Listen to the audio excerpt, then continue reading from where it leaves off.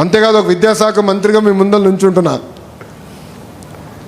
Leap learning excellence in Andhra Pradesh అని ఒక కార్యక్రమం చేపడుతున్నాం.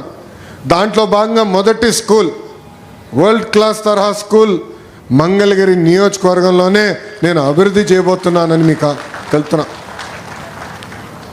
కాంట్రాక్టర్లు కొంచెం భయపడుతున్నారు తల్లి, ఎందుకంటే నేను ఎక్కువ టైం ఇవ్వట్లేదు. 50 రోజుల్లో ఆ స్కూల్ మొత్తం రూపురేఖలు మారిపోవాలని చెప్తున్నా.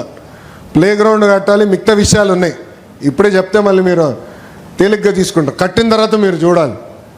నిన్నే మాట్లాడా, మీరు 50 రోజుల్లో పూర్తి చేస్తేనే మీరు ప్రాజెక్ట్ తీసుకోండి అని చెప్పారు. అంటే ఒక పట్టుదల, ఒక కమిట్మెంట్తో నేను పనిచేస్తున్నా. చాలామంది అడిగారు ఏంటన్నా మంగళగిరి నుంచి బయటికి రావాలి, ఎప్పుడు మంగళగిరి అయినా అంటే ఇచ్చిన హామీ నిలబెట్టుకున్నాక ఉన్నాను. ఆ కార్యక్రమాలన్నీ పూర్తి చేస్తా, తర్వాత నేను రాష్ట్రం అంతా వస్తానని వాళ్ళు చెప్తాం జరిగింది తల్లి. అది నాకున్న చిత్తశుద్ధి తల్లి. మంగళగిరి ప్రజలందరినీ ఒకటే చెప్పదలుచుకున్నా, మీ సొంతం నన్ను చేసుకున్నారు. నాకు అన్ని రకాలుగా మీరు నిలబడ్డారు.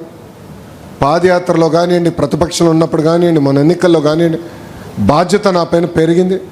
వేదిక పైన ఉన్న నాయకులందరం ఒక పట్టుదలతో, ఒక క్రమశిక్షణతోనో అవినీతి రహిత పాలన మంగళగిరిలోనే కాదు రాష్ట్రంలో అందించాలి లక్ష్యంతో మేము పనిచేస్తున్నాం.